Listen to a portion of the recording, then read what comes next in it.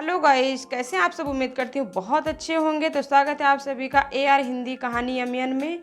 तो आज की कहानी हमारी है औलाद का फर्ज। सुबह मोबाइल की घंटी बजने के साथ ही सुहानी की नींद खुल गई। इतनी सुबह किसका फ़ोन होगा, कहते हुए उसने फ़ोन उठाया तो उसके भाई की आवाज़ आई। सुहानी, पिताजी की तबीयत ठीक नहीं है, कल शाम से हालत कुछ ज़्यादा ही खराब हो गई है, रूंधे स्वर में उसने कहा और फ़ोन रख दिया। रमेश जी अपनी ज़िंदगी के आखिरी दिन गुजारते हुए बिस्तर पर पड़े थे। अंतिम समय में उनकी पूरी ज़िंदगी जैसे उनकी आंखों के आगे धूम रही थी। घर की गरीबी को देखते हुए कम उम्र में ही उन्होंने नौकरी करनी शुरू कर दी थी और फिर अपने कमाए थोड़े पैसे लगाकर एक छोटा सा व्यापार शुरू किया। माता पिता के आशीर्वाद से उसमें सफलता मिलने लगी और फिर मालती के साथ उनकी शादी हुई तो दोनों ने मिलकर माँ बाप की देखभाल के साथ बाकी की जिम्मेदारियां भी बखूबी निभाई। पहले उनका बेटा सुबोध पैदा हुआ और उनके 3 वर्षों बाद बेटी सुहानी का जन्म हुआ। लेकिन रमेश जी का लगाव हमेशा अपनी बेटी से रहा। बेटे से पहले वह हमेशा अपनी बेटी को रखते। पढ़ाई में भी सुहानी बहुत अच्छी थी, जबकि सुबोध हमेशा औसत नंबरों से ही पास होता था।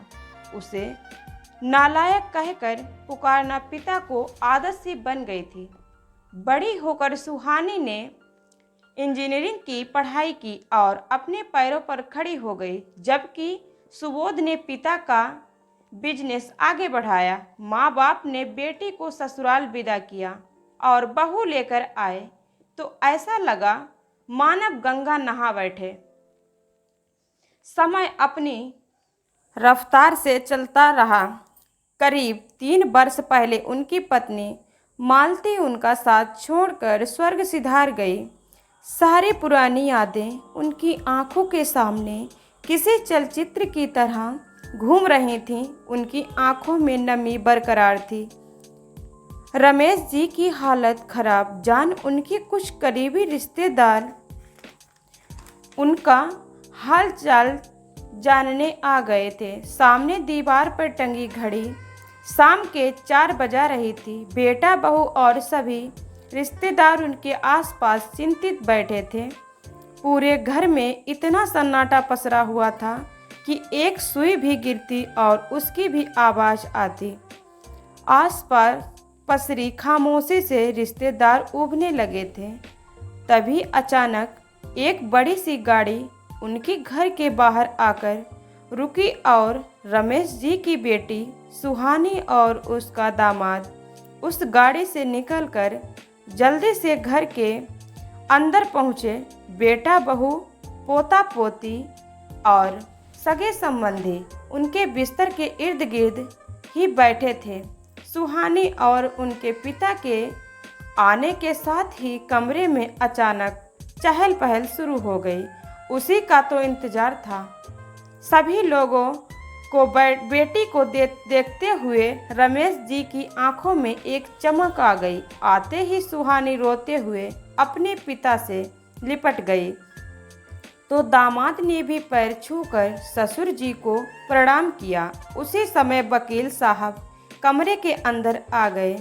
सभी रिश्तेदारों की नज़र उन पर पड़ी ही टिकी हुई थी। वकील साहब ने वसीयत पढ़नी शुरू की। रमेश वर्मा, अपना यह मकान अपने बेटे बहू के नाम पर करता हूँ और मेरी दुकान व्यवसाय पर भी केवल मेरे बेटे का हक होगा।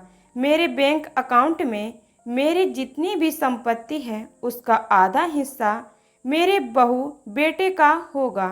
उसमें से 1/4 हिस्सा मेरे पिता पोती पोतों का और 1/4 हिस्सा मैं अपनी बेटी सुहानी को देता हूँ। वसीयत का यह बंटवारा सुनते ही जैसे आसपास खड़े सभी लोगों को एक अचंभा सा लगा कि रमेश जी जैसे आधुनिक विचारों वाले व्यक्ति जो अपनी बेटी से इतना अधिक प्रेम करते थे उन्होंने आज अपनी बेटी को बिल्कुल पराया ही कर दिया।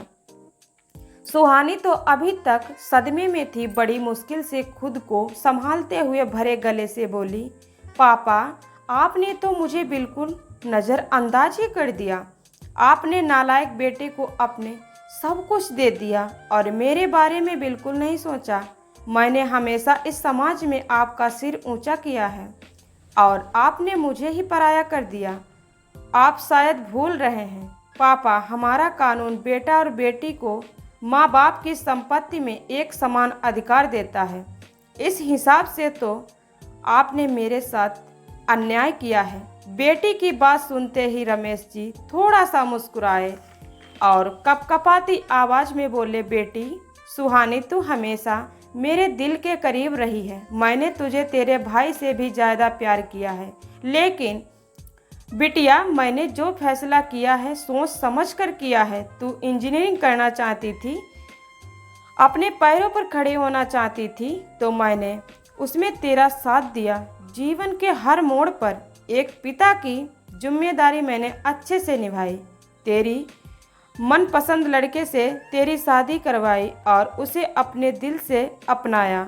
अपना हर कर्तव्य हम लोगों ने बखूबी निभाया और पूरी कोशिश की है। और रही बात कानून की, तो वकालत तो मैंने नहीं पढ़ी, लेकिन इतनी जानकारी जरूर है कि जिस अधिकार की तुम बात कर रही हो वह अधिकार पिछली पीढ़ियों से चली आ रही पुश्तैनी संपत्ति पर होता है। और यह बात तो तुम्हें भी मालूम है कि जिस गरीबी में हमारे पुरखों ने जीवन जिया है उसके पास कोई संपत्ति थी ही नहीं। संपत्ति तो दूर, घर का गुजारा भी बड़ी मुश्किल से चलता था। आज मेरी संपत्ति बंटाने का हक सिर्फ मेरा है और संपत्ति के इस बंटवारे के पीछे एक बहुत बड़ा कारण है। बेटी, जब तक तेरी माँ जिंदा थी तेरे भाई भाभी ने हम दोनों की खूब सेवा की। 3 वर्ष हो गए तुम्हारी माँ को गुजरे हुए, लेकिन तेरे भाई भाभी ने कभी मुझे किसी चीज़ की कमी नहीं आने दी। ज़रूरत से ज़्यादा ख्याल रखा। 1 वर्ष से मैं बिस्तर पर पड़ा हूँ। तेरी भाभी ने पौष्टिक खाना बनाकर खिलाने से लेकर मेरे गंदे कपड़े धोने तक के सारे काम दौड़ दौड़ कर किए हैं। चाहती तो मेरी बहू आजकल की तरह लड़कियों की तरह अपनी जिम्मेदारी से पल्ला झाड़ सकती थी। मेरी संपत्ति तो मेरे मरने के बाद उन्हें मिल ही जाती, लेकिन उसने ऐसा नहीं किया। और मेरा बेटा सुबोध, जिसे मैं आज तक नालायक बोलता आया था, उस बेटे ने मेरी गंदगी साफ की और रातों रात बैठकर मेरी टांगें दबाता है। भोजन का एक एक निवाला मुझे अपने हाथों से खिलाता है। और ये मेरे दोनों पोता पोती जो दिन भर मेरे आगे पीछे मंडराते हुए मेरा दिल लगा कर रखते हैं। दादू दादू करते थकते नहीं हैं। इतना प्यार करने वाला परिवार शायद किसी को मिलता होगा। कहते कहते उनकी आंखों से आंसू बहने लगे और फिर बोले, बेटी, अंतिम समय में तेरी माँ तुझे याद करती रही, तुझसे मिलने के लिए तड़पती रही।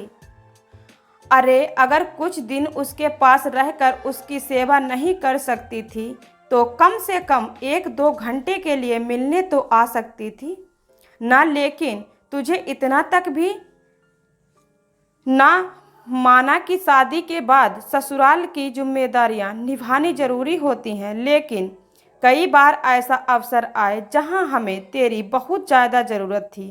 तेरी भाभी अकेले पड़ जाती थी। कई बार तुझे बुलाने भेजे, लेकिन तू बुलाने से भी नहीं आई। अपनी मरती हुई माँ से मिलने से ज़्यादा ज़रूरी तुझे विदेश घूमना अच्छा लग रहा था। कहते कहते रमेश जी की सांस उखड़ने लगी। फिर बड़ी मुश्किल से केवल इतना ही बोल पाए, मेरी केवल यही दुआ है कि मेरे बच्चे हमेशा खुशी रहें। ऐसा कहते हुए उन्होंने अपने दोनों हाथ उठाकर उन सब की ओर देखते हुए आशीर्वाद दिया और हमेशा हमेशा के लिए परलोक सिधार गए। लेकिन जाते जाते दुनिया वालों के सामने एक मिसाल पेश कर गए और यह संदेश देकर गए कि अधिकार जताने से पहले फ़र्ज निभाना जरूरी होता है। तो दोस्तों, यह कहानी मेरी कैसी लगी कमेंट करके जरूर